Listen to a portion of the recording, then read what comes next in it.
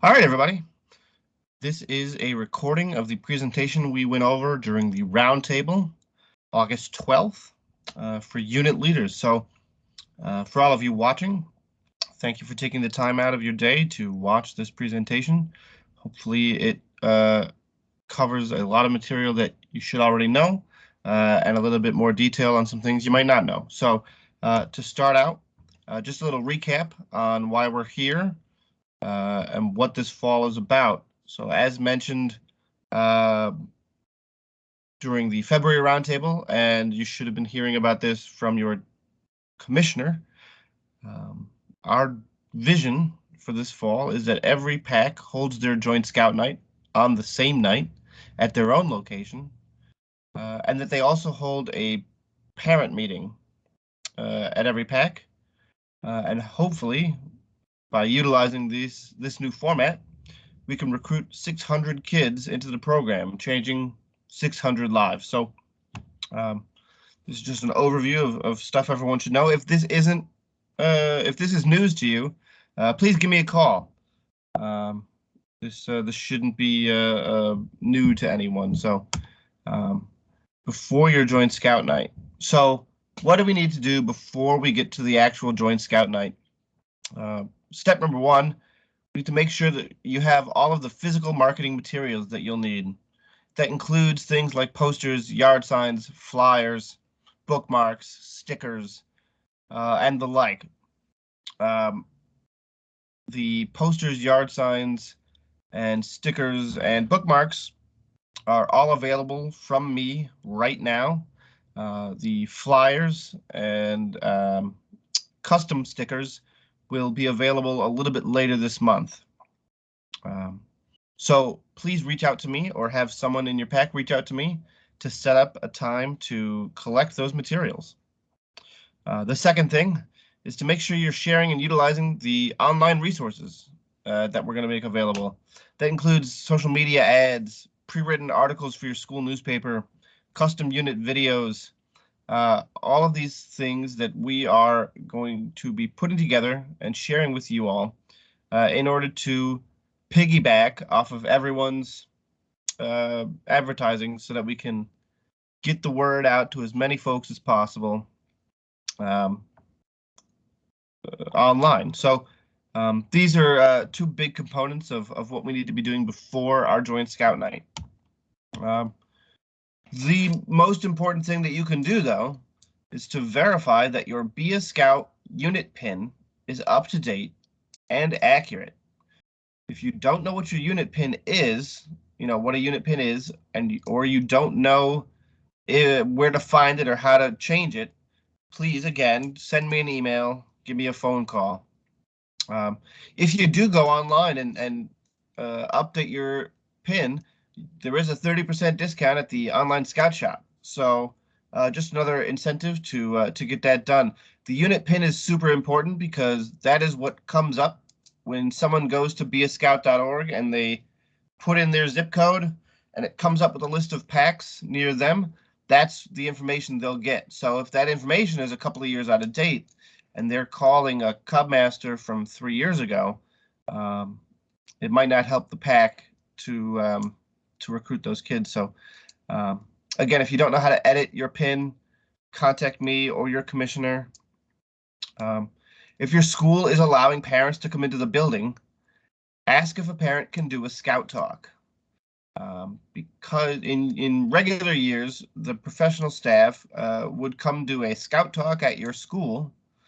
However, this year with the restrictions on outside folks coming into the building, we're asking that if your school is allowing a parent to come in, that if you can find someone to give that Scout Talk, that would be an easier yes for the school to say yes to than for me to ask if I can come to the school. So for those who are unfamiliar, a Scout Talk is just a quick talk about Cub Scouts, usually at lunch, sometimes classroom with classroom, but usually at lunchtime, where we talk about the fun of Cub Scouts and let them know that the meeting is happening.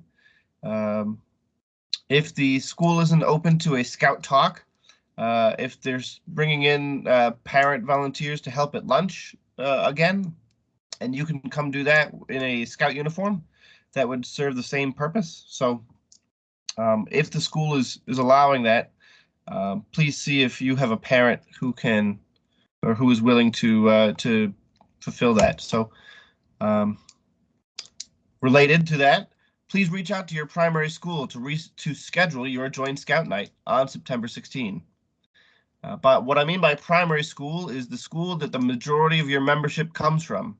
If you recruit from 2 or 3 schools, you probably have a school that the majority of your kids come from.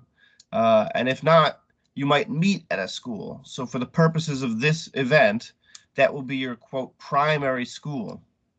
If you meet at a church and you don't quite have a primary school, please contact me or your commissioner and we'll figure out something for you. But if the school's not letting groups inside, please ask to use the parking lot.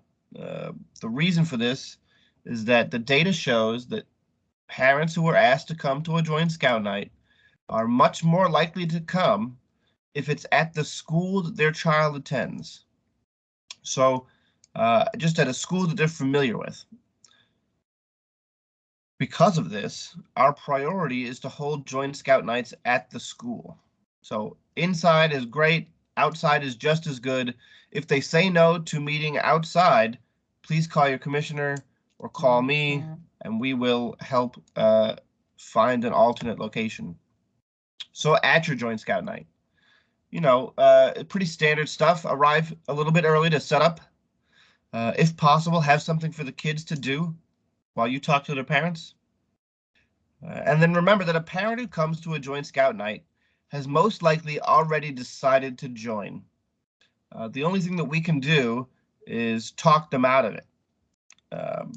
The same thing that someone who shows up at a car dealership has probably decided to buy a car already.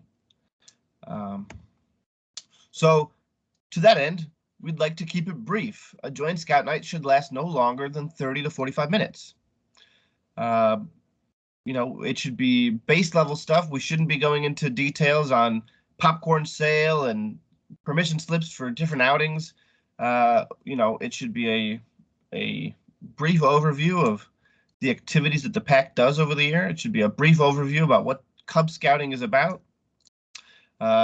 Here's the application, here's the cost to join, and then collect those things, and then, you know, get out. So to keep that length down, the suggestion is that you keep more specific questions to a one-on-one conversation after the meeting. And then once the meeting is over, collect the applications and money before the parents leave the meeting. This is also a little bit important. Sometimes we have a tendency, somebody will say, oh, you know, I'll just hold on to this and I'll bring it to the next meeting. If possible, collect those that night. Your district representative will be there to help collect that application and that money. So they'll be there to help you do that. A little bit more on those district representatives, by the way. This year, because we're trying this new method, we've recruited approximately 30 district level volunteers who will come to each PAC's Joint Scout Night and assist one PAC each with their recruitment for the fall. So you should be hearing from them soon. Some of them are commissioners, some of them are troop volunteers, some of them are just district folks, but they all have a vested interest in your PAC doing well. So it's a great resource for you to make this a more successful fall. So after your Joint Scout Night, we should be following up with families that didn't sign up with an email and phone call within a week. So those sign-in sheets that we have in each packet, we should be setting up the sign-in sheets at the door, having new families sign in. And for the families that don't sign up, we should be contacting them, like I said, within a week. The next thing is to schedule a parent meeting within 2 weeks, and you can do this on your regular meeting night.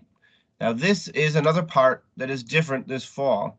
In the past, we haven't pushed this quite so hard. This year, we're really encouraging everyone to have a parent meeting within 2 weeks of their join night. This should be the very next thing new parents go to. Like I said, the joint scout night should be a brief affair, 30 to 45 minutes and out. This is the meeting that you can get a little bit more into depth with your popcorn sale, with your, pack dues, breaking them down line by line, with your, actual calendars, detailed on what each week is going to be. So that should be this parent meeting. And then at this parent meeting, you should make a specific ask to the new parents to volunteer for a role in the pack. For the most part, folks who volunteer are asked to volunteer. So if we don't ask, they won't volunteer. So that's why this meeting can be very important. So another thing to mention, I talked about the district joint night reps. They will be at this meeting too. They'll be able to help you recruit some of these parents, give you some expertise. A lot of them have been around the block, so they sort of know what it takes to recruit a new parent. So they're here at this meeting for your resource as well. So that's the end of this presentation.